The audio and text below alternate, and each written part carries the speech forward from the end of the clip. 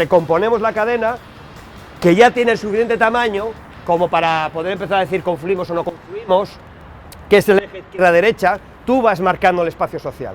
Y a partir de ahí, cada vez queda menos gente fuera, que ya se tiene que posicionar respecto a lo que tú hagas, ya con la ambición de hegemonizar el espacio social, porque esa es la única manera de ganar, de que cada vez más gente se incorpore a lo que vamos a llamar cadena de equivalencias.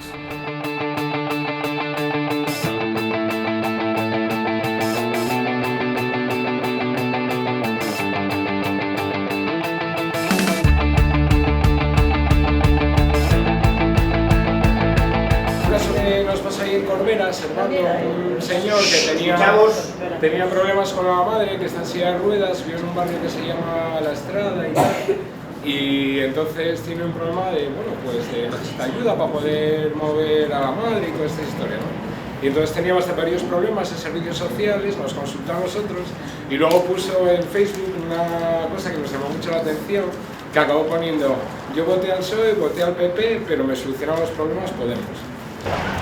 No sé, que la gente normal se reúne y intenta cambiar el sistema político en España. Y el segundo sería que me ha hecho despertar políticamente.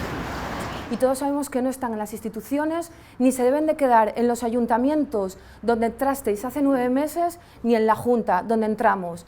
El compromiso es ahora volver a abrir las puertas, escuchar y lo que decía Emilio, ¿no? Sellar ese compromiso. Los compromisos se hacen entre dos partes. Si una de las partes no cumple, la otra parte tampoco va a cumplir.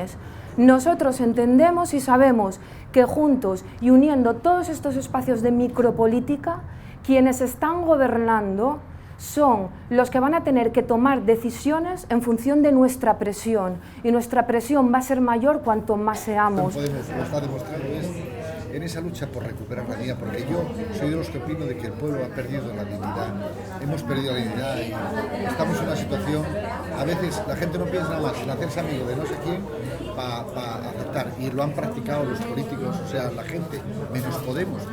Lo que te afecta a ti, qué problema hay y cómo lo podrías solucionar, porque entonces, desgranando uno por uno, entonces podemos hacer un programa.